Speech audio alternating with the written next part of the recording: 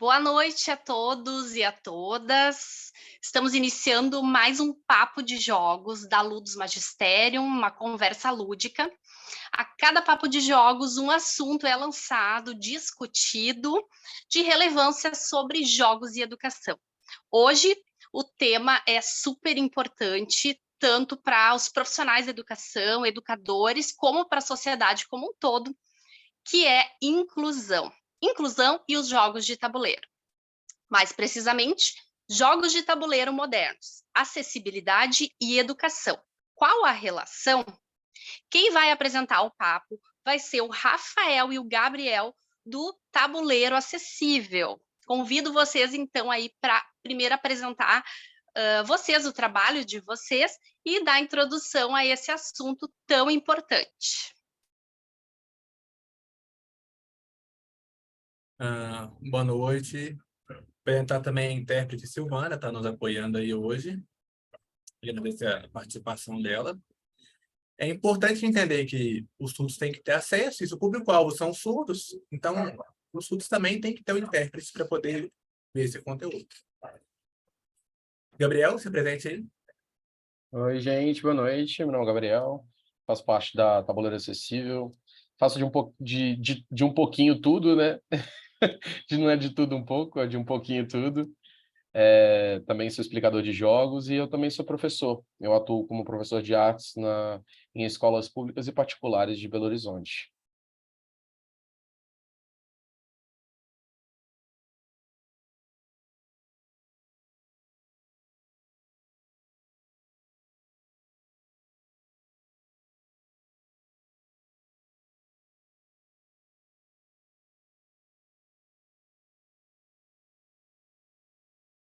Conseguem ver?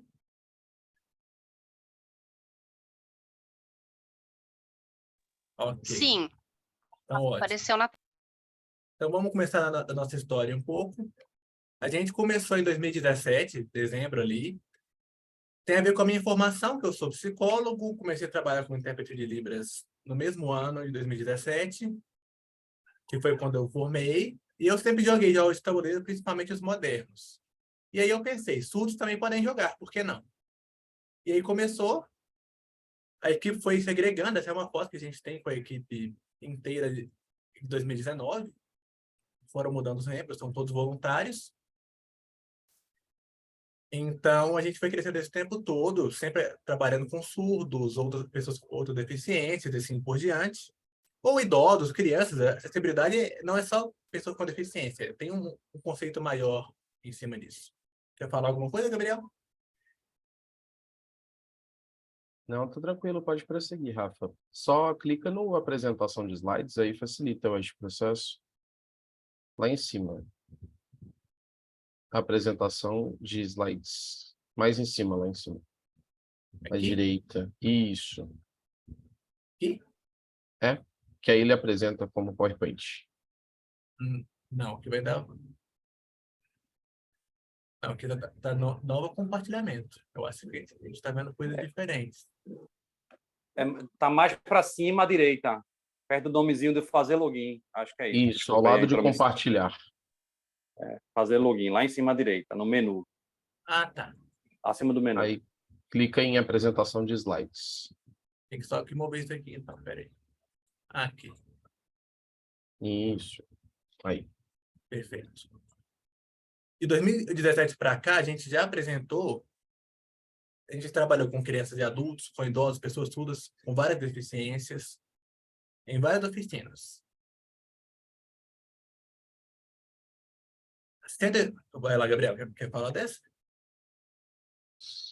Bom, além da gente trabalhar aí com a perspectiva de que deficiência, a gente não parte só do pressuposto de deficiências físicas, mentais, a surdez, a cegueira, a gente tenta trabalhar com a inclusão e a diversidade numa forma mais ampla, né? Então, as nossas oficinas, elas são múltiplas, o objetivo delas é ser acessível para um público como um todo. A gente, inicialmente, como o Rafa disse, a gente teve um foco principal, que é a população e a comunidade surda, especialmente porque boa parte das pessoas do projeto, e o próprio Rafa, que é o criador do projeto, né, idealizador, e é a pessoa que faz isso tudo acontecendo todos os dias desde 2017, é intérprete de Libras. Então, a gente tem um hall para trabalhar dentro da comunidade surda, com pessoas surdas, mas a gente trabalha com a diversidade em geral. Pessoas que nunca tiveram contatos com os jogos, pessoas que são idosas, né, são mais velhas, crianças e outras deficiências em geral, que a gente vai falar um pouquinho mais para frente. Atualmente, nesse tempo de trabalho nosso, a gente tem mais ou menos aí 183 oficinas já realizadas, com cerca de 20 pessoas por oficina e um total de mais de 4.000 participantes. A gente já contabiliza um pouco mais do que isso, então, contando também outras palestras e atividades que estão para além das oficinas em si, que a gente já deu em algumas palestras, tanto online quanto presencialmente, em algumas universidades, em eventos de educação e inclusão. Então, a gente tem uma história aí já que perpassa por um volume grande de público que a gente trabalha no nosso dia a dia. Pode passar, Rafa. Esse número de 20 pessoas ele está um pouco da média para baixo, porque é difícil controlar a quantidade exata de pessoas em uma oficina. Então, mas às vezes passa disso, mas depende muito do dia. A ideia dos jogos Assim, é uma modernos, média, né? os jogos modernos, é importante trazer a diferença deles, que eles trazem uma autonomia para o jogador, em várias coisas. Em tempo, na eliminação, em uma interação mais legal, em ser participante o tempo todo, você varia o tema. Então, isso é muito importante para a questão educacional que a gente vai falar hoje. Como a Como gente o Rafa disse, a gente trabalha, né? Nosso foco principal são com RPGs e jogos modernos. Apesar de, assim, a gente não tem nenhum tipo de preconceito com jogos clássicos, todo mundo gosta de um xadrez, etc. Mas o nosso enfoque no trabalho é em trabalhar com jogos modernos exatamente por causa dessas características, que a tendência deles serem mais diversos, tem diversas temáticas, a gente consegue abarcar um volume maior de público, né, em relação à quantidade de tipos de jogos diferentes. E, além de tudo, eles têm uma preocupação estética, chama a atenção do público em geral, e o fato de esses jogos terem como uma característica muito comum da não eliminação precoce, né? Então, da competição até o fim do jogo, é muito importante para o tipo de trabalho que a gente faz, para as pessoas não se entediarem no meio do processo e não continuarem participando, né? Então, existe um motivo muito claro para a gente trabalhar especificamente com jogos modernos. além do que, os jogos modernos, eles são caros. Então, isso também é um tipo de acessibilidade. Tem gente que não tem condição de comprar os jogos. Hoje a gente vai falar de como que eles são uma ferramenta para socialização, aprendizado, compartilhamento e educação. Como? Através de fotos de oficinas mesmo, para mostrar um pouco da prática, mais do que a teoria. Alguns exemplos de jogos que a gente tem. Esse do bombeiro chama Flashpoint. É um jogo cooperativo em que todo mundo é um bombeiro tentando apagar o fogo e salvar as pessoas dali. Ele usa cartas, usa movimentos. O da direita do barquinho é o Celeste, é um jogo para iniciantes. Ele é um jogo semi-cooperativo. Todo mundo trabalha junto, mas só tem um ganhador. É aquela história do Peter Pan, do barco voador. E o de baixo, do meio, é o Double. Ele é um clássico, quem joga já conhece. Você tem cartas com imagens e os ouvintes têm que ver, comparar as cartas e, batendo uma imagem, ele fala o nome da carta e bota uma carta em cima da outra. E aí, a pergunta que surge é, como que os surdos jogam se o ouvinte tem que falar em português? Tem duas adaptações. Uma, a gente aponta para a figura somente. E a segunda é o sinal de cada desenho, para quem está mais avançado.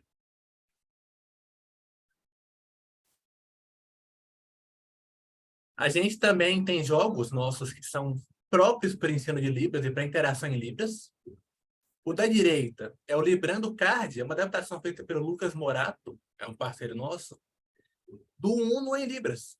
Só que de uma maneira muito visual, muito legal. Então, os números, as cores, todos com a configuração de mão ali. O do meio é o Librário, que é feito pela Flávia Neves, da UENG aqui de Belo Horizonte. Ele tem, como vocês podem ver, a foto do sinal, com a escrita do sinal e com o desenho do sinal. A ideia é praticar Libras com várias dinâmicas através desse jogo. E o da esquerda é o Sinalize, criado pela Bianca Chiabai Bissoli e Ícaro Lima Maciel, que foram parte do Tabuleiro Acessível no ano passado, e a gente ajudou eles a criarem esses jogos, a participar da pesquisa, até que ele fosse. As cartas têm o desenho, o nome do animal e o sinal, feito pelo Tiquinho, que é um surdo desenhista aqui de Belo Horizonte. Então ele fez toda a ilustração do jogo. Toda a interação é feita para aprender Libras. Tem uma coisa que é interessante sobre esse processo, é que, tirando o Librando Cards, esses dois projetos são projetos acadêmicos. O Sinalize ele foi um jogo que foi desenvolvido para um trabalho de conclusão de curso de engenharia de produção, enquanto o jogo Librário, a Flávia foi uma colega de faculdade minha, logo que eu estava entrando na faculdade, ela estava concluindo o curso, então eu vi nascendo, assim, sabe? A época ainda nem fazia parte da Tabuleiro, vim fazer parte da Tabuleiro depois, e eu cheguei a participar das primeiras oficinas do Librário. Então, eu vi esse projeto nascendo dentro da faculdade, já era um anseio da Flávia, que também é intérprete, trabalha com Libras há muito tempo, que é uma parceira nossa também. E eles têm vários baralhos dos jogos do Librário, são vários baralhos, e são de diversas temáticas. Tem temática de arte, tem temática de variedades. Então, ele é um projeto acadêmico que acontece na UENG, em Belo Horizonte. Ele está dentro do espaço de pesquisa, lá dentro da faculdade, e o Sinalize foi um projeto de conclusão do curso em si. Então, são dois projetos acadêmicos que acabaram virando produtos de entretenimento, de divulgação científica, né, e de divulgação da Libras também.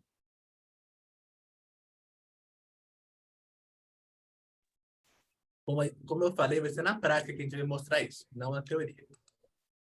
Na esquerda, a gente tem o Kleber, que é o que a Silvana mencionou no começo. Projeto Libras na escola e na vida. Era um projeto que tinha palestras, encontros, consultas, ouvintes, sempre acontecido. E aí, nessa oficina, tinha surdos, ouvintes, crianças, idosos. Vocês podem ver que na foto tem gente muito variada, só com jogos modernos. Na direita, a gente tem só surdos jogando. É o jogo Bar em Parque. Silvana, você pode parecer o nome mesmo. Bar em Parque. É um jogo de zoológico, você monta o zoológico para animal ficar estilo dominó. Essa foi uma oficina da FENES em 2019. FENES, Federação Nacional de Educação e Instrução aos Surdos. Só com surdos e ouvintes que estudam Libras. Na esquerda e direita é a mesma mesa, de perspectivas diferentes. Olha, interessante observar o quê? Na esquerda a gente tem dois idosos jogando, dois idosos surdos. O idoso de blusa azul, além de surdo, ele tinha baixa visão. A gente chama de surdo cego. Então, como que esse jogo aconteceu? Era um jogo de cartas e de movimentação de bonequinhos. Tinha um intérprete para todo mundo que era surdo, e junto com esse senhor, ficou um intérprete de intérprete. A gente puxava as cartas para ele ver as cartas e ele mesmo movimentava os bonequinhos. O jogo demorou mais tempo por causa disso, mas não teve nenhum problema, nenhum obstáculo. Gabriel, se quiser comentar alguma coisa, é só você abrir e eu interrompo. Pode continuar. Aqui que eu Também acho que eu entro mais. Tá. Nesse mesmo evento que a gente participou lá no FENES, a gente teve muitas mesas mistas, que a gente chama. Essas mesas mistas são mesas que elas trabalham com diversos conceitos aí de deficiências, né? Do que a gente considera uma pessoa deficiente. E é o principal ponto que eu costumo tocar quando a gente vai falar sobre isso, nessas fotos, é que é uma mesa que tem crianças, idosos, surdos, crianças, idosos, ouvintes, surdos, e dentro desse contexto, a maior parte das pessoas que estavam na mesa nunca tinham tido contato com jogos de tabuleiro ou RPG em geral. Então, além do processo de inclusão que está associado diretamente à idade dessas pessoas, ao contexto individual de cada pessoa que estava na mesa, ainda envolvia a relação com eles terem contato pela primeira vez com esse tipo de jogo, com essa dinâmica diferente. Então, eram vários desafios e a gente conseguiu lidar muito bem. O jogo que a gente estava jogando aí é o I, Dark Lord, ou Sim, Mestre das Trevas. E uma das coisas que a lógica, né, que eu gosto de citar em relação a isso, exatamente, é essa questão de pessoas PCD nunca terem jogado jogos em geral. Mas quando eu falo não só de pessoas que são PCD, né? Mas eu falo de, por exemplo, pessoas idosas que tiveram algum tipo de contato negativo com os jogos, pessoas na infância que tiveram contatos frustrados, ou até mesmo pessoas de algumas minorias que passaram por algum tipo de mesa que sofreu algum tipo de preconceito e acabou criando algum tipo de resistência com essas relações. Então, a gente tende a tentar criar um espaço com a comunhão ali para permitir que todo mundo se divirta, sabe? E essa mesa foi um exemplo muito claro disso, que era uma mesa muito diversa, né? E a gente fala que é uma mesa mista, essa mesa foi muito mista mesmo. E a temática do Sim, Mestre das Trevas, tanto as cartas quanto o contexto, né, chamar Sim, Mestre das Trevas, de primeiro momento pode acabar assustando uma criança mais nova ou acaba gerando um pouco de resistência a pessoas muito mais velhas ou religiosas. Então, a gente tentou trocar a temática para que todos pudessem participar, porque não era uma coisa nociva. E aí a história que a gente conta no Sim, Mestre das Trevas é uma pessoa, né, o Mestre das Trevas, tem capangas, e esses capangas precisam convencer ele de por que eles não foram responsáveis por não ter cumprido o pedido desse Mestre das Trevas. E aí a gente mudou um pouco os nomes e a gente trabalhou do porquê que os capangas não tinham trazido pão no café da manhã. Para quem sabe, aqui em Minas Gerais, não trazer o pão no café da manhã é crime hediondo, quase. E aí a gente trabalhou com esse público e funcionou muito bem, sabe? Ele é um jogo de cartas bem dinâmico e de narração. Então, as pessoas vão criando justificativas e usando as cartas para direcionar para os outros colegas do porquê que eles não conseguiram completar, que a culpa é de outra pessoa, enfim. E funcionou. Foi um processo das próprias pessoas que estavam surdas na mesa esperarem para entender o que as demais pessoas estavam falando e o que o próprio Mestre das Trevas estava falando, e no processo de narração da história, de a gente adaptar como essa história seria mais confortável para cada uma das pessoas. Então, quando a gente fala sobre jogos de tabuleiro e inclusão, a gente pensa também no aspecto de esse jogo está indo rápido demais, a temática pode assustar alguém ou incomodar alguém. Qual a melhor forma da gente trazer isso para as pessoas poderem se divertir e que, no final, a gente joga não só com o objetivo de se divertir, mas a gente se coloca dentro de uma história, né? Seja ela rapidinha ou mais longa, a gente se coloca dentro daquelas regras. Então, é um ambiente muito propício dentro da interação e da interatividade para a gente passar por barreiras das deficiências em geral e conseguir conectar as pessoas. Interessante que para os surdos foi uma experiência diferente esse jogo, por ser narrativo. E tem uma questão de cultura surda aí, porque é um jogo de mentiras. E então, para eles foi uma experiência estranha, mas não no sentido de ruim, mas de olha que coisa nova que eu passei. É você pegar a historinha do outro e distorcer para ser para sua vantagem. Então, foi uma experiência estranha para eles, mas que foi marcante de alguma maneira. Aqui são oficinas com Librário, que a gente fez em parceria, em espaço livre. Aqui são alunas do Librário que fizeram os próprios baralhos, em espaço da UEM aqui em Belo Horizonte, que é educação. Olha o espaço de educação incluído aí. É uma palestra que a gente fez sobre jogos de representação social, como que isso tem uma relação com a sociedade.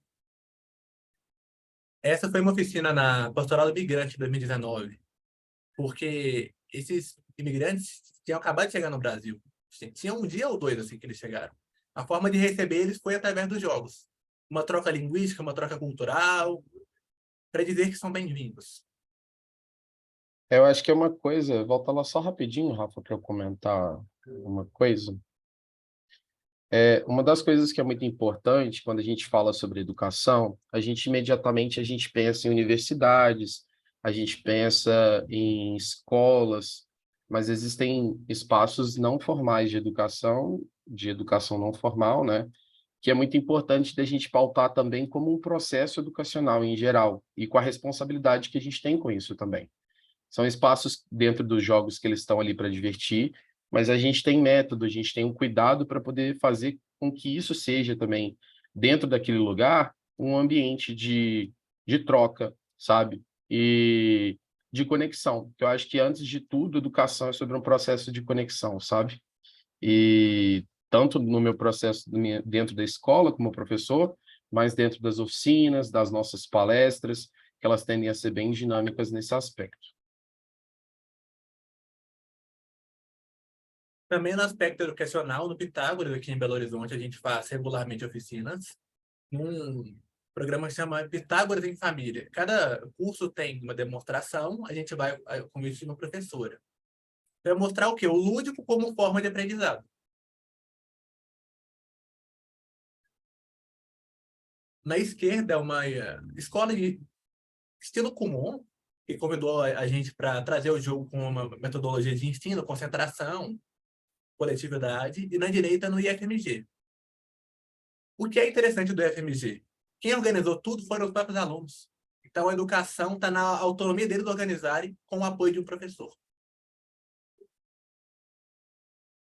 A esquerda é uma escola infantil, que a gente deixou um intérprete participando. A direita, a Bienal do Livro de Contagem, que a gente participou. Na esquerda, é o evento de tecnologia. A gente está jogando Double também. Interessante que o rapaz da esquerda de blusa azul é surdo, jogando só com ouvintes, fazendo apontamento. E a direita é uma oficina na Ludocafé. Silvana tem o sinal Ludocafé, que é isso daqui, ó. L na mão, Ludocafé. Que é um bar de café com jogos, e esse rapaz ao meu lado é surdo, jogando Celeste. Na esquerda é um espaço de tecnologia voltado para mulheres, que também é um tipo de educação, nessa questão de compartilhamento, de trazer uma cultura, um aprendizado, concentração. Na direita é a Gerdau, que é o nosso principal parceiro de oficinas. Vai crianças, idosos ali, o público é muito variado. Na esquerda é o RPG que a gente fazia com cegos. O rapaz do fundo é nosso narrador que fazia isso. Ele pegava as fichas e colocava o braille nelas. Ele tem um aplicativo de dados que fala quanto saiu, qual o tipo de dado. E tinha ouvintes, videntes e cegos nessa mesa, todos participando igualmente. Na direita, temos um jogo bem complexo, inclusive, que tem 2 surdos e 2 ouvintes. Os dois, a moça no fundo e o rapaz ao lado, são surdos. E os outros 2 são ouvintes. A gente tem um artigo publicado pela revista Mais Dados, que o site não funciona mais, mas eu posso enviar se vocês quiserem o arquivo. Essa é a publicação do Sinalive, na mostra do projeto deles. E de apresentação é isso. Eu vou tirar o compartilhamento agora. Silvana, se você eu posso trocar com você, você pode perguntar também, se você quiser. Deixa eu só me ajeitar aqui.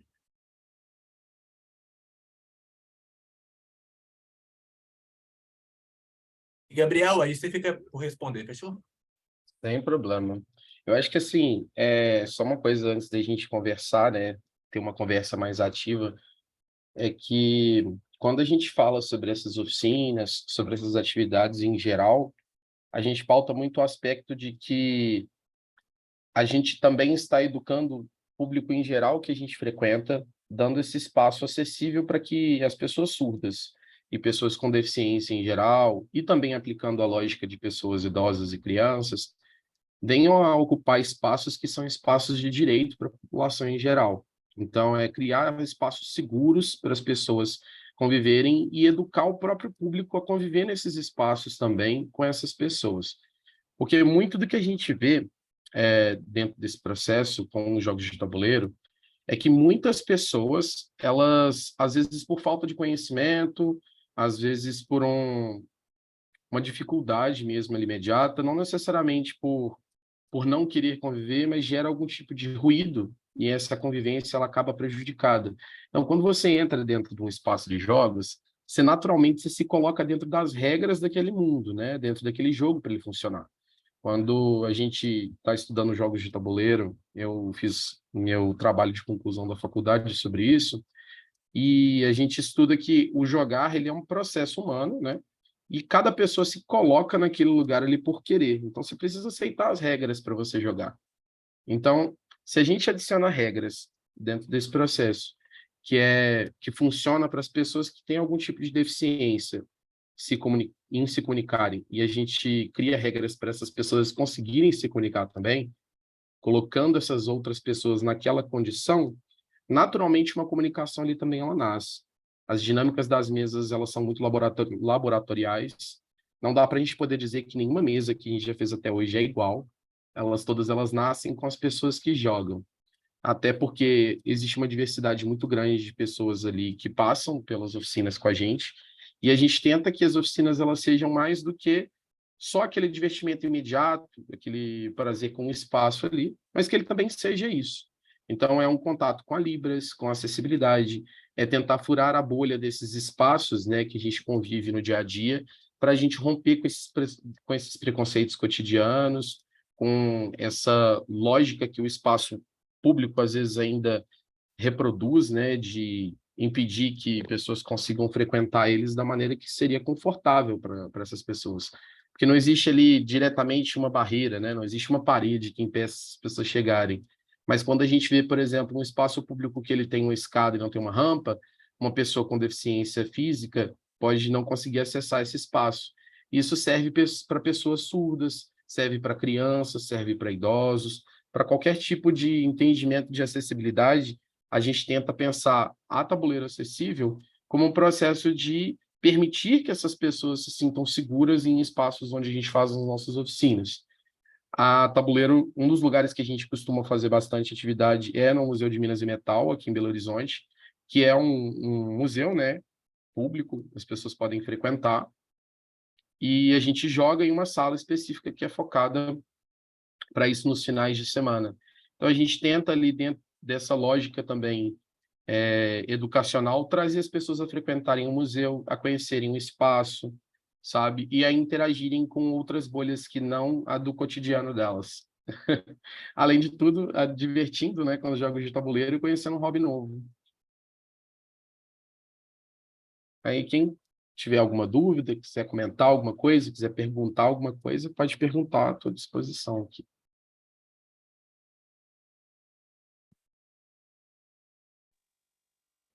Então, não vi se tem mais alguém de mão levantada aí, mas primeiro eu queria perguntar sobre sugestões de vocês de recursos de adaptação, tá?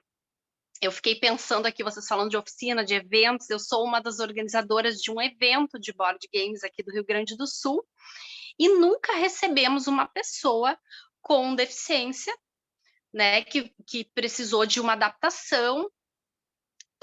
E por que nunca recebemos, né? Essas pessoas estão aí, talvez não conheçam o evento, talvez pensem que não é possível jogar, né? E como eu me comportaria, como os organizadores e os monitores fariam ao receber essa pessoa, né? O que tu nos sugere, como a gente faz para romper a bolha, né? Para dar a entender que é um evento inclusivo, mas ele precisa ser inclusivo. Então, ao mesmo tempo, a gente precisa se preparar para essa demanda, né? Então, quais são as sugestões práticas de como a gente se acha? Eu sei que recursos de adaptação de inclusão nunca é igual, que cada jogo vai ser diferente, que as possibilidades são muitas, mas acredito que tu pode ter algumas dicas interessantes para dar. Eu vou começar primeiro, depois o Rafa dá as ponderações dele, beleza, Rafa? Ou só no final. Pode ir falando. Ok. Bom, primeira coisa, eu acho que com o nosso processo como tabuleiro foi muito importante é que a gente observar que antes que a gente queira que alguém venha até a gente, num contexto que a gente vive, em questão de inclusão e acessibilidade, é pensar, procurar ir aos espaços onde as pessoas estão. Então, fazer atividades em locais também onde essas pessoas frequentam, procurar associação de pessoas surdas ou lugares onde a comunidade surda em geral frequenta e fazer pequenas atividades, mesmo que seja uma atividade de divulgação, sabe? Procurar ir até onde essas pessoas estão. Aí eu estou falando sobre a comunidade surda, que é uma comunidade que o Rafa frequenta em geral, né? Ele faz parte de várias festas, frequenta palestras, a gente, em geral, como tabuleiro, vai nas atividades. Então, primeiro, buscar ativamente também estar presente, sabe? É o primeiro ponto assim, que eu gostaria de colocar. O segundo que é sobre essa questão do atingir essas pessoas, né? Exige uma constância, que para as pessoas se sentirem seguras, elas precisam ver que teve alguém lá. Então é um pouco difícil dar uma quebradinha na bolha de início, mas é possível, sabe? Exatamente com essas atividades nos próprios ambientes que essas comunidades frequentam, isso facilita o processo. Então, atividades menores, às vezes uma atividade de divulgação, uma atividade educativa, facilita que as pessoas venham até os eventos. Outra coisa que você falou sobre questão de adaptação de jogos em geral. Quando a gente está falando sobre pessoas surdas, a gente está falando sobre pessoas que são muito visuais. Então, a gente procura jogos, por exemplo, o Double, ele é um jogo que ele não necessariamente ele precisa, né, de uma verbalização ou da audição para ser jogado. Ele precisa que você enxergue. Então, para você trabalhar com pessoas surdas, o primeiro passo é procurar jogos que usem um pouco menos do português, porque nem todo surdo, inclusive, obrigatoriamente lê bem o português. Então, é um passo também importante para a gente pensar, sabe? Na questão da alfabetização e etc., que em muitos contextos não se pensa, né? A gente pensa que todo mundo hoje em dia já tem acesso à educação igualmente, e a gente sabe que não é exatamente assim. Procurar jogos que eles tenham essa dinâmica visual muito predominante. Então, jogos, por exemplo, que eu posso citar, citei o Double, né? Eu posso citar o Dobro, que é um outro jogo de card game que dá para jogar. O próprio Celeste, que com poucos sinais de libras, que é uma coisa que não é necessariamente ter um intérprete mesmo, é possível de ser jogado. O ideal é que tenha um intérprete para jogar quando você vai trabalhar com uma pessoa surda, porque aí teria uma barreira ainda de comunicação. Mas tem jogos que é possível, sem muita interação com o intérprete, ainda assim serem jogados, sabe? Então, quando se fala sobre população surda, sobre pessoas surdas em geral, pensar em jogos visuais, sabe? Com uma predominância de um aspecto visual. Quando a gente fala de pessoas cegas, aí já é um pouco mais complexo. Igual no caso do RPG, é uma questão de audição mesmo, descrições auditivas funcionam. Tem vários jogos que dão para serem jogados. O RPG eu acho que é um dos principais, é uma das formas mais legais da gente falar sobre jogos em geral para pessoas cegas, exatamente porque é possível adaptar as fichas em braille, e é um jogo muito narrativo, muito imaginativo. Você não precisa de um recurso obrigatoriamente visual para que você construa uma história na sua cabeça.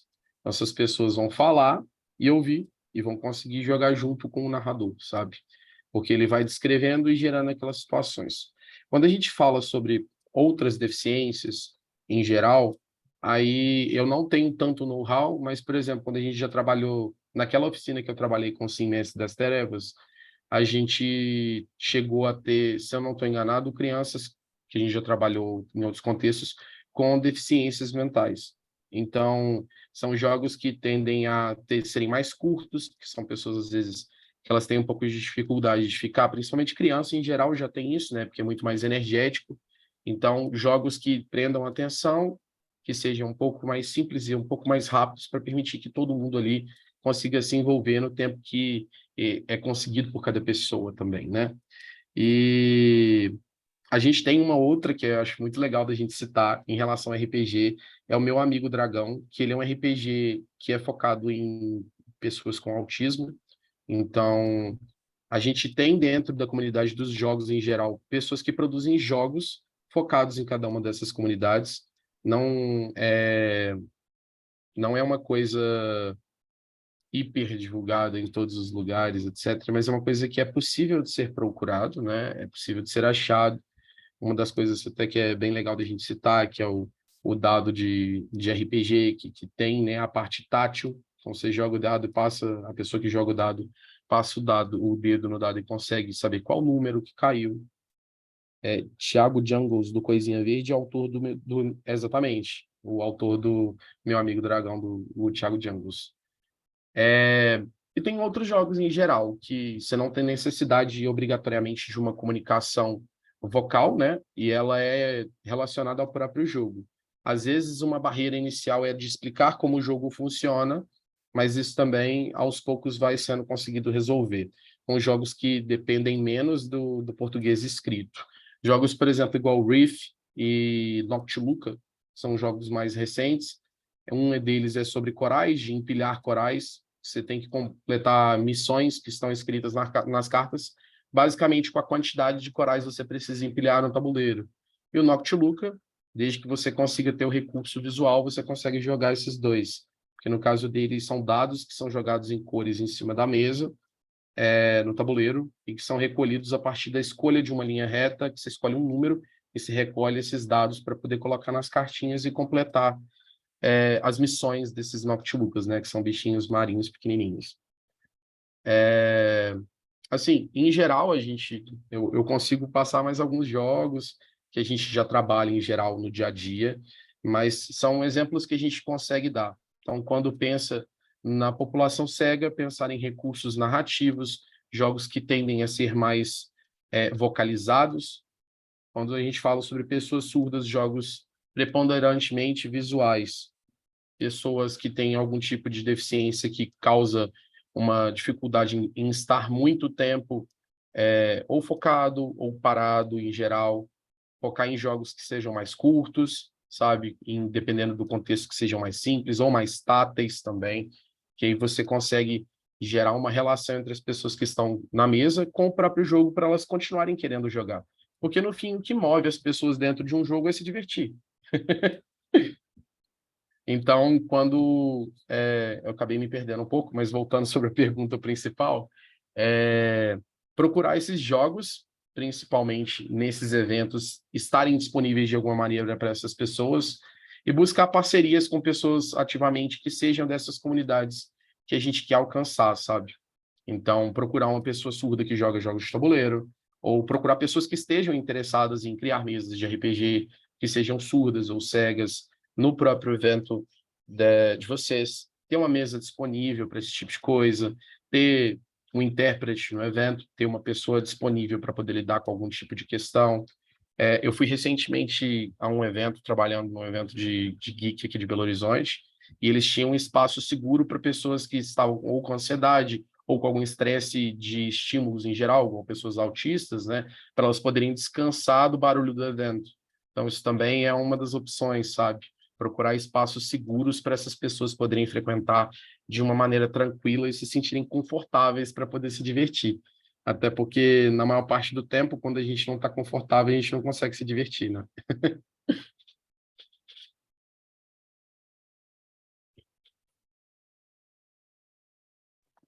Legal, muito bacana, respondeu e acrescentou muito mais do que eu esperava. Muito obrigada.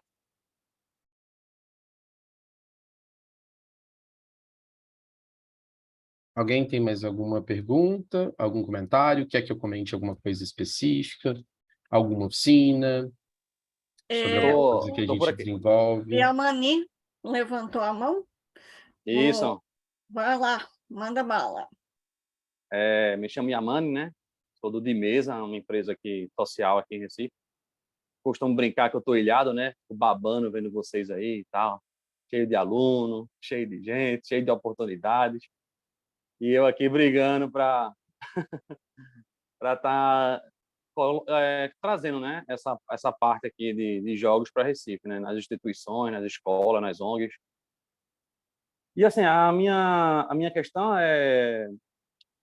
primeiro assim, é interessante ver que é o detalhe, né? Eu já tive experiências com idoso, uma experiência com surdo e com autismo, né?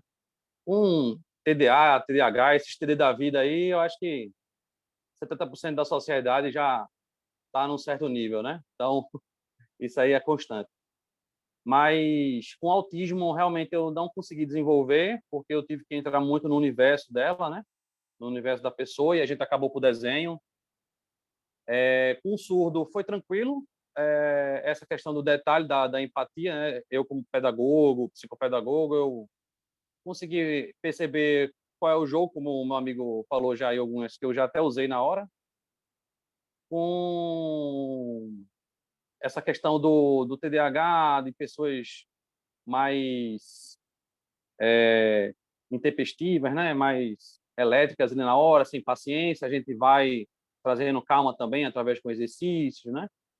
De respiração, às vezes tem muito conflito onde eu trabalho, em ONGs, com jovens, às vezes eles estão passando por situações complicadas e descontam no amigo, né? Eu até tive uma situação agora que eu fui numa instituição no Paulo de Tarso, que teve um incêndio lá e 2 crianças faleceram, os amiguinhos dele, e um que estava internado, né? E outros estavam ainda com queimaduras. Uma menina estava bem isolada, assim, não queria brincar, e eles estavam bem ariscos, né? E eu estou fazendo uma graduação em cima disso, né? Depois eu entro nessa parte aqui da dúvida. Mas esse caso foi interessante, que eu estou aplicando a teoria, né? Então, isso é muito gostoso.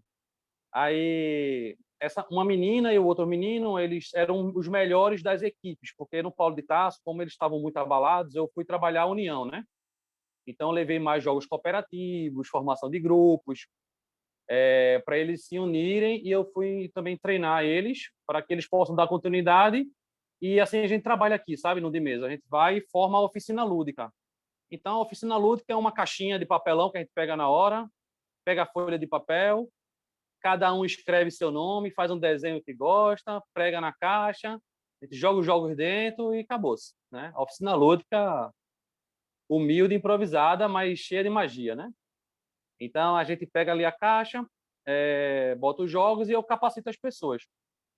Só que esses 2 alunos, que eram os melhores, eles começaram a brigar, a se bater mesmo.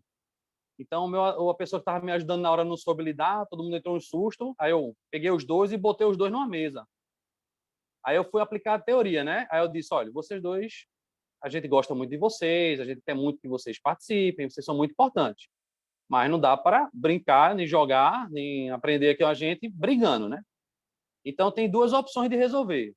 Ou eu vou propor um desafio para os dois trabalharem juntos, ou aí eles não quiseram, eu tentei primeiro esse, né? Vamos lá, trabalhem juntos e tal, mas eles nem se olhavam, né? Bico fechado. Aí eu digo, tá bom, tá bom. Então eu vou propor um desafio. Vai ter um duelo. E um vença o melhor, já que vocês estão se achando, etc. Só que depois eu quero que os dois se abracem e digam um para o outro que, parabéns, você foi um ótimo oponente, mas eu perdi, eu aceitei. Aí era doble, né, o jogo. Rapaz, aí o desafio rolou, o duelo rolou. Aí depois que terminou, rolou, eles se abraçaram, pediram desculpa e se tornaram melhores amigos o dia todo. Então, assim, é onde eu já entro na questão, né? Primeiro a questão do autismo, se o pessoal tem alguma solução. Sobre surdo e o TDAH e tal, eu já entendi que é o detalhe, a escolha do jogo, é o ambiente, é ter as pessoas certas, é criar o clima, evitar temas polêmicos, etc., conforme o grupo. Isso tudo é inclusão que a gente está falando, né? E encaixando a questão do que o amigo falou, tudo é conexão, né? Eu estou trabalhando agora numa tese na parte acadêmica, que é a questão da inclusão e equidade nos jogos. Então, são pequenos detalhes, né? Por exemplo, numa mesa de doble, os pequenos ficam de um lado, os maiores do outro, e eu deixo as figuras mais próximas dos pequenos. Isso é uma prática de equidade. É uma coisa simples, mas que faz toda a diferença, né? E isso é inclusão também. Então, assim, eu estou trabalhando essa questão da conexão, né? Na minha parte acadêmica, a prática está me trazendo a questão de que é a conexão, é a prática do socioemocional, é as pessoas se amarem, as pessoas se relacionarem, que leva o aprendizado, o desenvolvimento, a aceitação e a inclusão. Então, se vocês pudessem falar um pouquinho também dessa parte, né, de como gerar conexões, do que vocês acham em relação à inclusão, à parte socioafetiva, e tirar as dúvidas com relação ao autismo especificamente. Agradeço. Bom, vamos lá. Primeiro, eu vou falar um pouco sobre as experiências que a gente teve, e que no aspecto, dependendo de onde a pessoa se localiza dentro do espectro autista, né, porque é um espectro, existem jogos e jeitos de jogar com pessoa que vão funcionar mais com grupo, às vezes não. Então, a gente entra dentro do aspecto de saber como que a pessoa lida. Se ela chega para jogar, se a gente consegue chegar até ela para ela jogar. Dependendo do contexto do evento que a gente estiver participando, aí é pelo um recurso limitado mesmo, né? O número de oficineiros que vão estar disponíveis para poder jogar com essa pessoa. Igual eu citei o caso do RPG do meu amigo Dragão, né? Ele é um RPG que dá para ser jogado de maneira autônoma. Você joga só com, entre aspas, o mestre e a própria pessoa que vai acompanhando ali o próprio livro do RPG, sabe? Então, os contextos que a gente já teve, por exemplo, o Librário, a gente fez uma das oficinas e a gente recebeu uma pessoa que ela se manifestou que ela estava dentro do espectro, e durante o jogo a gente usou, até foi uma falha que a gente foi corrigir depois, a gente usou o termo roubar no jogo. Porque no Librário você tem um dos jogos que você pode jogar chama pescaria. Então o objetivo é cumprir pares, né, igual um mico, e aí você pode roubar cartinhas das pessoas que você escolher para poder pegar uma carta de qualquer pessoa que você quiser para tentar formar um par das cartas que você está na mão. Só que na hora da gente explicar o jogo para as pessoas que estavam presentes, a gente usou o termo roubar. E aí, depois do momento que a gente usou esse termo, a pessoa que estava nessa posição, né, com essa condição, ela já não quis mais participar. Não, eu vou ficar com as minhas cartas aqui, eu não tenho por que roubar ninguém, eu não gosto de roubar ninguém. Então, a gente cometeu essa falha, né? Obviamente que, assim, antes do contexto do próprio jogo, nada tinha sido declarado, então a gente não teve um preparo especificamente para isso nessa mesa, mas foi uma coisa a gente pensar logo em seguida. Então, a gente tende a, nesses contextos onde a gente não consegue lidar especificamente com a pessoa, procurar jogos, se a gente tiver o recurso, né? Aí eu falo mais de uma perspectiva de uma profusão de oficineiros no contexto, né? Se você tiver uma pessoa e um intérprete, fica um pouco difícil de fazer mais coisas. Mas se você tem uma pessoa disponível para poder jogar, procurar jogos que possam ser jogados com menos pessoas, que dependendo da pessoa que está sendo trabalhada, se ela tiver um pouco mais dificuldade de socialização, de lidar com um grupo maior, ela vai ter dificuldade de participar, de se divertir. E depois que ela jogar o primeiro jogo, talvez ela esteja mais aberta a jogar os outros jogos. Então, jogar jogos que sejam mais rápidos, que tenham menos pessoas envolvidas para depois aquela pessoa se envolver. Mas como o próprio autismo não existe um estereótipo, né? Existem pessoas que são hipersociáveis e são autistas. Então, vai variar mais ou menos do contexto de cada tipo de pessoa que você vai estar trabalhando, que você vai ver como que você vai trabalhar no evento. Se for uma pessoa que tem uma dificuldade de conviver em grupos em geral, procurar jogos que joguem menos pessoas, sejam um pouco mais rápidos e mais imersivos. Porque aí ela vai emergir com o jogo dela, então jogos euro, por exemplo, funcionam bem, essa característica do jogo euro funciona bem, que é uma coisa do jogador preocupar mais com o próprio jogo do que com os outros jogadores. Então, só que são jogos que muitas vezes podem ser um pouco mais difíceis. Então é um manejo, então é procurar oportunidade de jogos que tendem a ter mais aquele espaço de pouco contato dentro do próprio jogo entre os jogadores, mas que aquele pouquinho contato, na primeira vez que ele tiver, ele provavelmente pode disparar alguma relação de conexão entre esse jogador, o jogar, a própria interação com a mesa e os outros jogadores. Então, é um desafio que vai variar de pessoa para pessoa. Eu não tenho tanto know-how de trabalho com pessoas autistas, é igual eu falei, a gente tem nas oficinas, a gente recebeu um volume pequeno de pessoas autistas, e as pessoas autistas que a gente recebeu e a gente não soube que eram autistas, né, jogaram os jogos, a gente lidou com esse, no caso, essa falha que eu falei do roubar, sabe? Então, ela foi se pronunciar depois, e de algum tempo que eu fui conversar com os amigos, em geral fui pedir desculpas sobre a palavra, e aí o pessoal veio conversar comigo e tal, que ela tinha dificuldade, e aí foi tranquilo, aí na próxima vez que ela entrasse em contato com a gente não teria mais uso dessa palavra em geral, que a gente não usa ela no jogo. Mas eu acho que é bem laboratorial, sabe? Eu sinto que essa parte da conexão, ela é por degrauzinhos mesmo. E é a mesma coisa que eu cito com relação às pessoas surdas, né? Para uma pessoa surda se sentir tranquila para ir num espaço e conseguir sentir a vontade para poder jogar, tem vários passinhos antes. Então, para essa pessoa que tem autismo, já tem uma dificuldade, já está ali, já é bom dela, só dela já estar ali, eu já acho muito excelente dela ter, de maneira autônoma, ter decidido participar desse evento. Então, é procurar jogos que interessem ela, às vezes tentar chamar para poder ver, colocar jogos na mesa, abrir para essa pessoa poder ver, para ver se ela vai se interessar por alguma coisa imediatamente também, sabe?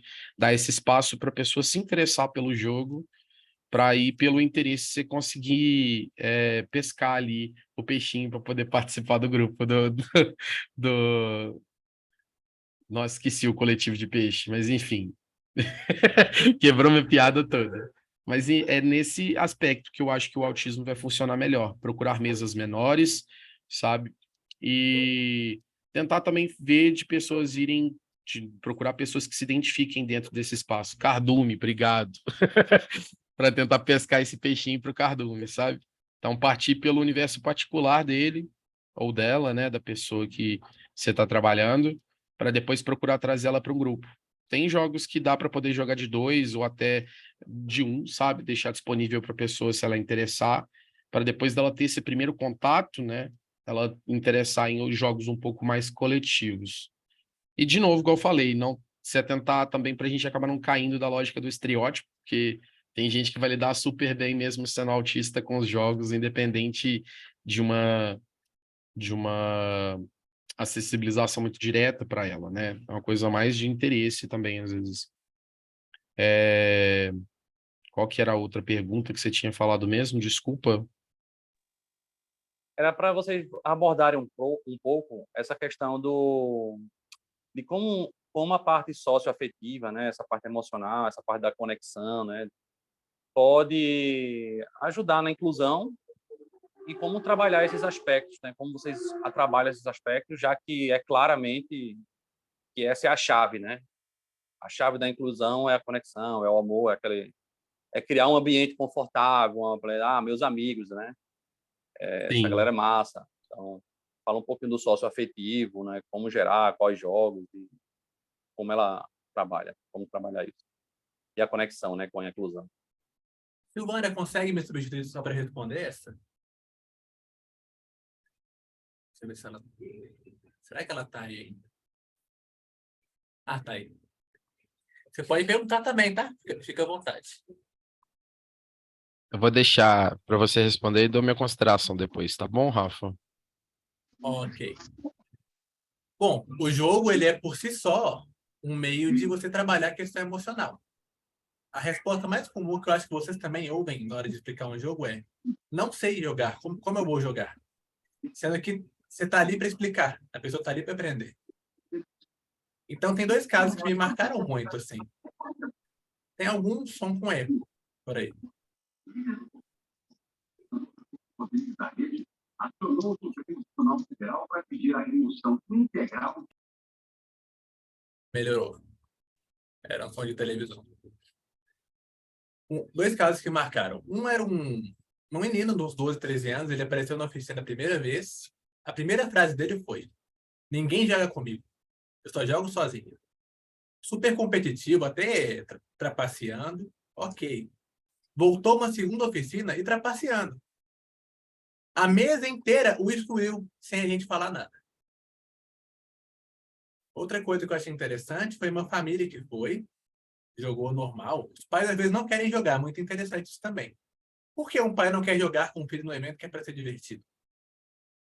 Isso, por si só, é uma pergunta muito importante. Se ele está passeando com o filho, vai curtir com o filho. E aí, os filhos jogando entenderam o jogo de primeiro e o pai, não, ele não vai entender, não. O pai não entendeu e os filhos estavam jogando. Então, passa por todo esse processo de se permitir também não entender, de perguntar, de ter dúvidas, de perder, de ganhar. O jogo ele tem essa riqueza.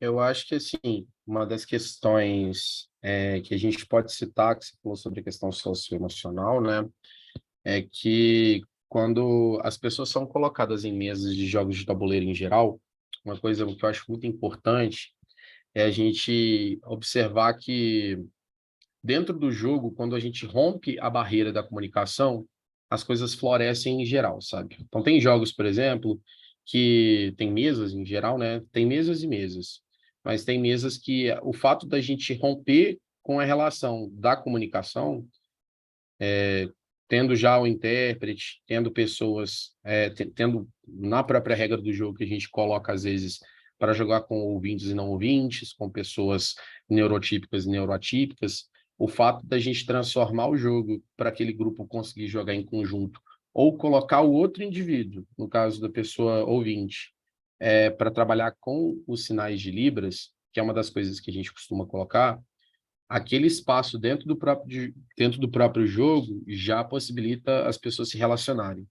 Quando eu falo, quando você pergunta em relação a que tipo de jogos, a que tipo de processos podem permitir isso, o próprio jogo em geral já permite isso, né? O próprio jogar jogo de tabuleiro em geral, acho que ele já possibilita isso.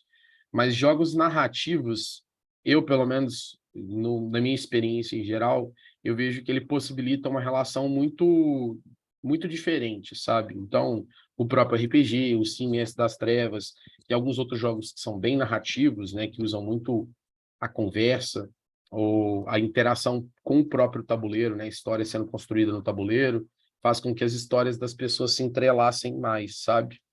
Mas a gente tem jogos igual o Celestia, que o fato de ter confiança no outro para poder se manter no barquinho, que é uma das regras do jogo, faz com que as pessoas criem relações em geral. Então, esse processo das pessoas se amarem, né, o primeiro passo para alguém conseguir amar o outro, né, numa relação dessa, é a gente romper essas barreiras da própria comunicação, do medo, do preconceito. Então, eles estarem jogando o jogo, estarem no espaço público já é um passo, e estarem dentro de uma mesma mesa é um segundo passo para essas relações acontecerem. E quanto mais essas pessoas conseguem frequentar esses espaços públicos de maneira mais harmônica, participando das mesmas coisas, tendo os mesmos direitos em geral, mas é catalisador para essas relações acontecerem. Porque isso eu falo até por mim mesmo, né? Porque eu mesmo na época, antes de eu ter aula de Libras, quando eu era adolescente e tal, eu tinha vergonha de tentar me comunicar com pessoas surdas, porque eu achava que a pessoa ia ficar, tipo, estressada porque eu não sabia falar Libras, sabe?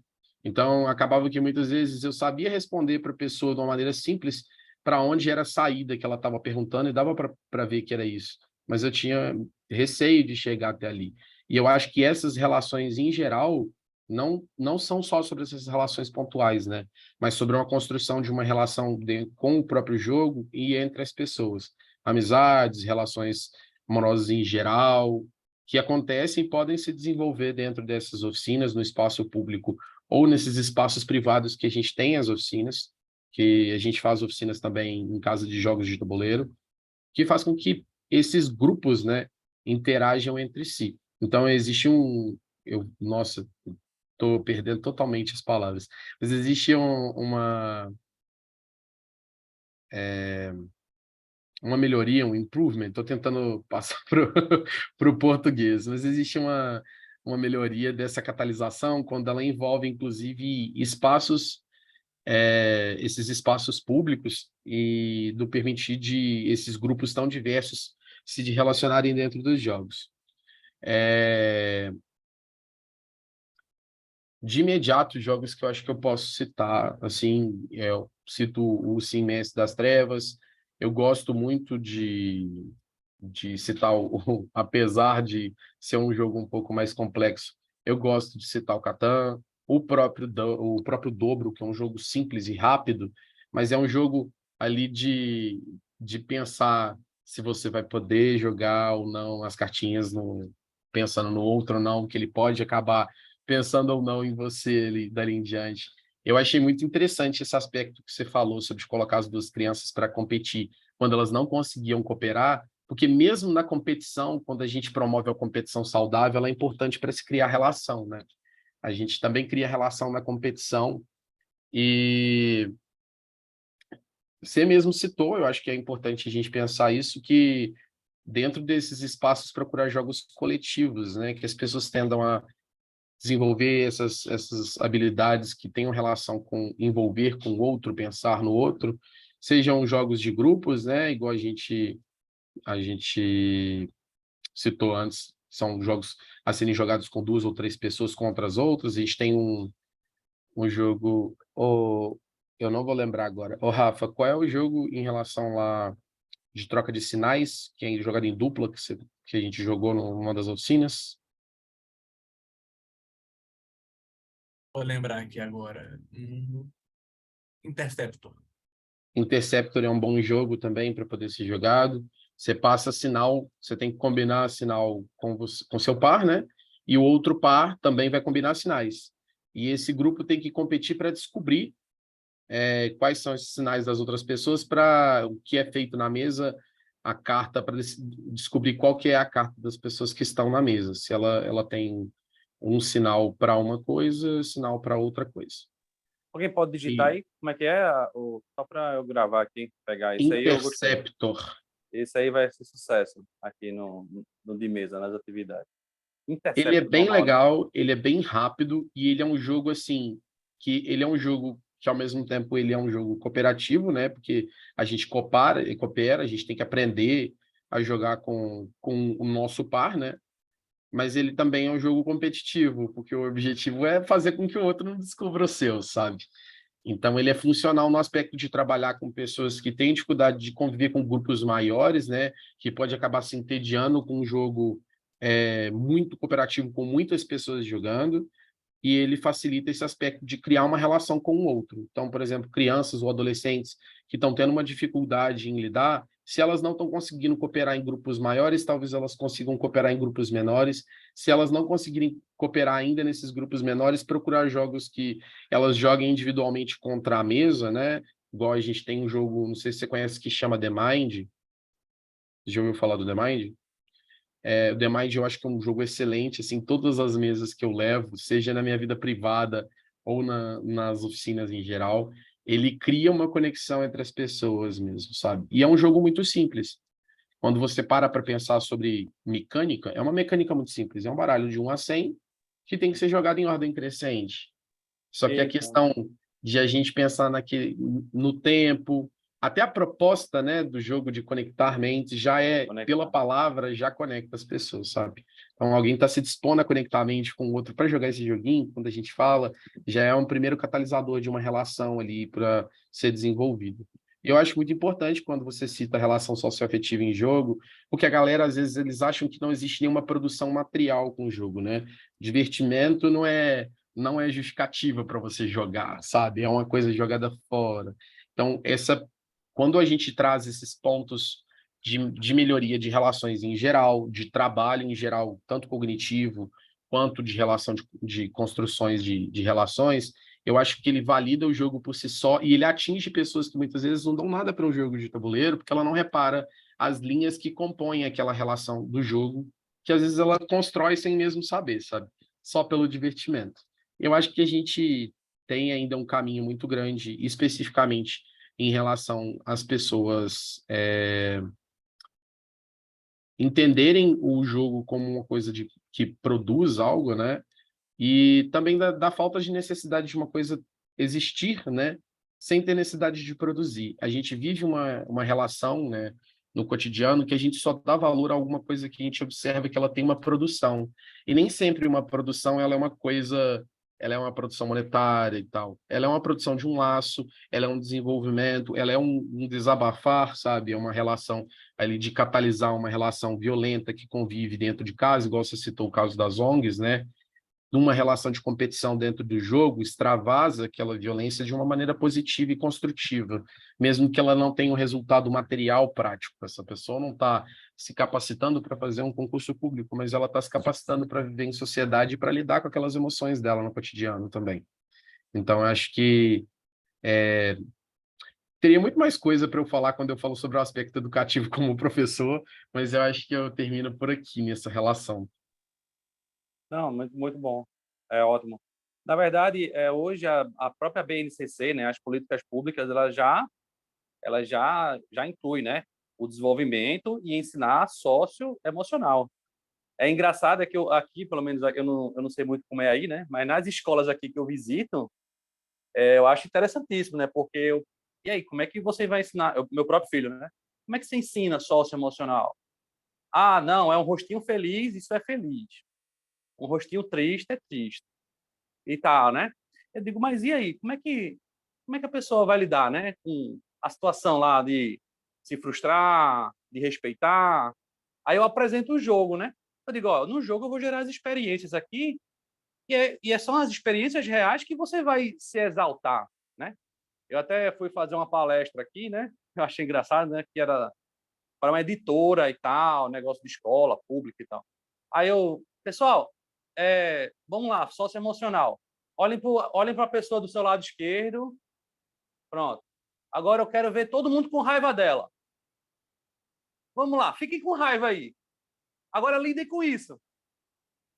Trabalhe, agora fique feliz com ela. Entendeu? Então, assim, aí depois eu mostrei o jogo, né? Então, assim, quando você está jogando, você vai ter raiva.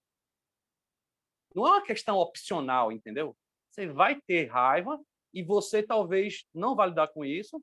E eu acho que é por aí que a gente vai caminhar para o futuro, né? Esse é o futuro que eu vislumbro, onde a gente vai poder, como educador, trabalhar aquela emoção. Com algumas pessoas são mais fortes, outras são mais fracas, né? Outros sabem lidar com algumas coisas, outros não. Mas aí que está o cidadão e aí que está a verdadeira inclusão, né? É você saber lidar com todo esse contexto interno para poder incluir o outro que é diferente de você, né?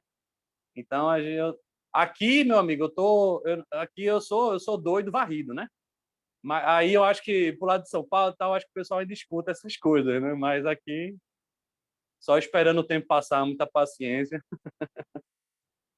Mas agradeço aí vocês, tá? Cara, eu vou até comentar isso, mas eu acho que é até sobre a própria tabuleiro, assim, sabe? É um pé na frente do outro, sabe? Não é diferente do que eu aprendi lá com o irmão Urso, não.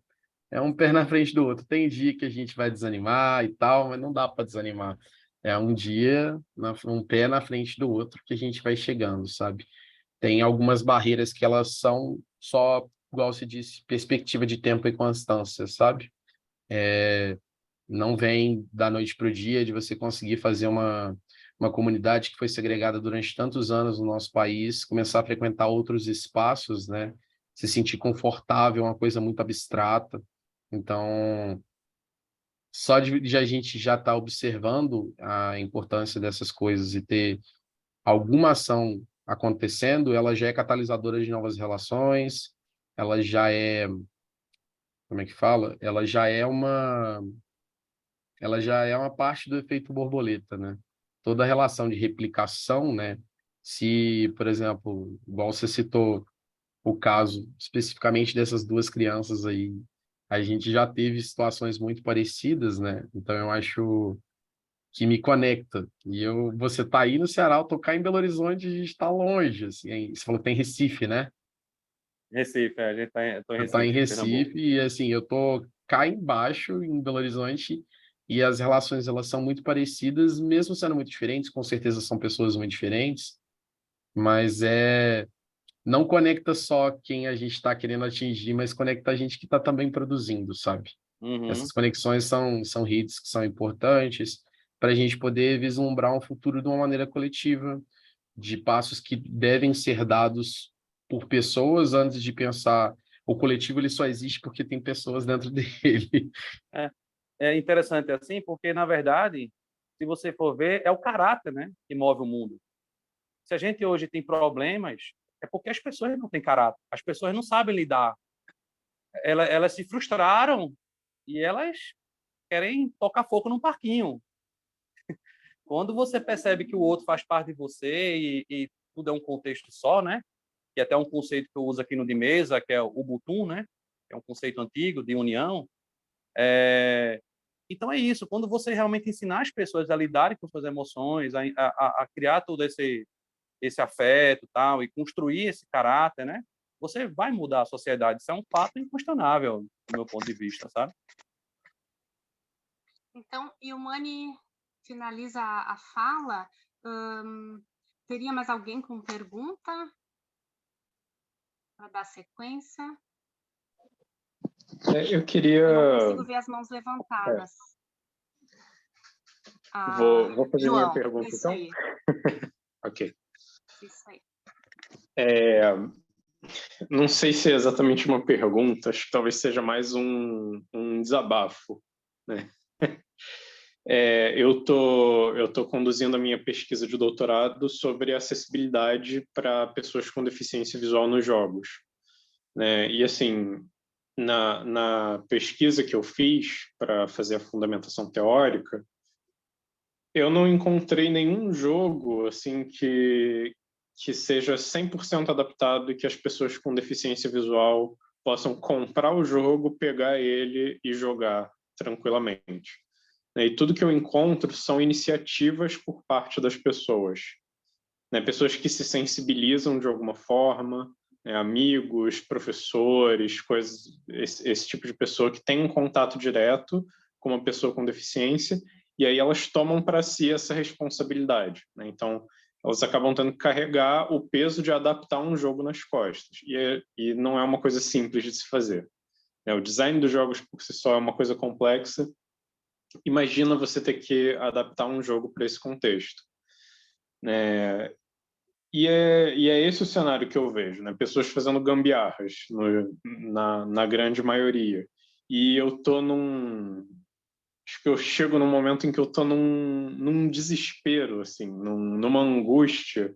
E acho que foi até interessante que eu já estava com essa pergunta pronta para fazer, e logo agora eles começaram a falar, né, desse respiro de um passo de cada vez e da conexão e da gente tocar as pessoas e elas se tornarem propagadoras dessa potência da inclusão, né? Eu acho que eu queria só ouvir um pouco mais sobre isso, porque eu estou precisando.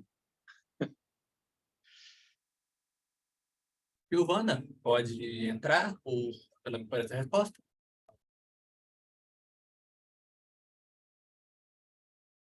Será que ela está aí? Bom, vou fazer. Tá. Vai. Só acabar essa resposta e eu volto. João, a gente trabalhou junto na Gencom, você deve lembrar de mim, junto com a Ray. Vamos lá. Cara, às vezes descobrir que não tem nada é o primeiro passo para fazer alguma coisa. Começa por aí. Por mais desesperador que pareça. Concluir academicamente que não tem é um passo importante. E às vezes não tem mesmo. Quando a Tabuleiro Acessível começou, não tinha jogos assim, para pensar para surdos. E hoje, mal hoje tem os 3 que eu falei só.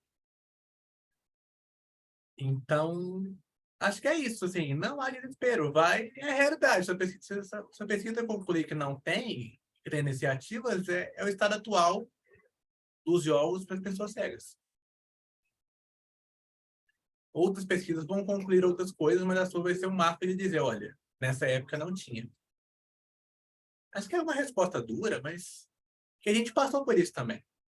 A primeira pessoa surda a aparecer numa oficina presencial vindo até a gente demorou 2 anos. No resto, foi a gente indo até eles.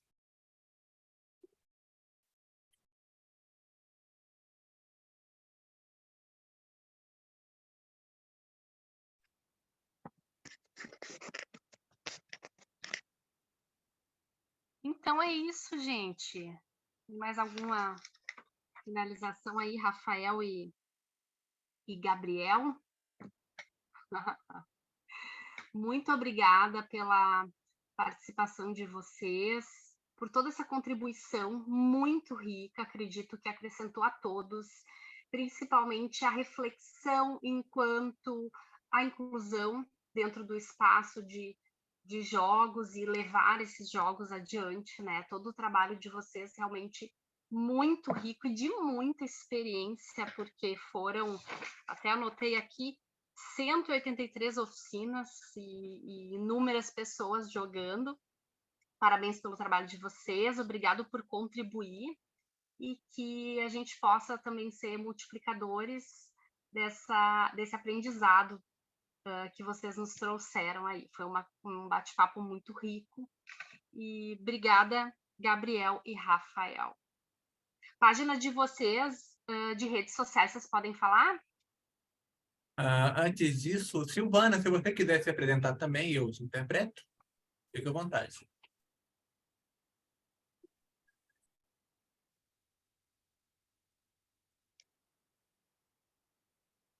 Tá no mudo. Obrigado, né, pelo convite, Rafael, ao meu amigo Péricles, né, que está sempre aí, parceiros da gente. Meu nome é Silvana Sá, eu sou tradutora e intérprete de Libras, de língua de sinais, e trabalho nessa área há mais ou menos quase 20 anos. Então, não tenho surdo na família e me apaixonei, me encantei, né, com esse trabalho, e já fiz pós, já fiz mestrado, e o que mais me encantou foi participar do mestrado de um surdo na Argentina. E lá ele falou da dificuldade dele em estar na escola, né, com português, e isso demonstra que existem dificuldades que a gente precisa tentar superar, né? Ele é surdo, ele foi lá, ele defendeu, foi aplaudido de pé, né, pela defesa dele, pelo trabalho dele, e ele mostrou que ele é surdo, mas ele é capaz. E é isso aí, nós estamos aí para isso. Né? Um grande abraço, muito obrigada a todos. Obrigada. Tchau, tchau, pessoal. Tchau, gente. Foi ótimo. Parabéns. O Instagram é tabuleiro acessível mesmo. Nosso Instagram é @tabuleiro acessível. O seu é @Rafael PC. Deixa eu Pisani, né? escrever aqui. Eu vou escrever aqui tudo. E o meu é @gabo.1996. Aí, se vocês tiverem interesse, a gente também realiza oficinas por demanda, né? Palestras, para atividades em geral, para eventos online também. A gente joga também com recurso do Board Game Arena. Já fizemos algumas oficinas lá desse jeito. E é isso, gente. Muito obrigado por quem ouviu e por todo mundo que participou. Agradeço pelas provocações, pelas colocações. E Yamane, João, continuem. Pessoal, é muito importante, eu acho que, para além só da questão do jogar, né, que é muito importante, a educação precisa continuar e a gente sabe que é um passinho de cada vez, em geral. Muito obrigado de coração por todo mundo, viu, gente? Se Boa estiverem em noite. Belo Horizonte, temos oficina no dia 21 de maio desse mês, domingo, 2 da tarde, e 4 de junho na UFMG, no turno da manhã. E boa noite. Boa noite. Boa noite. Obrigada.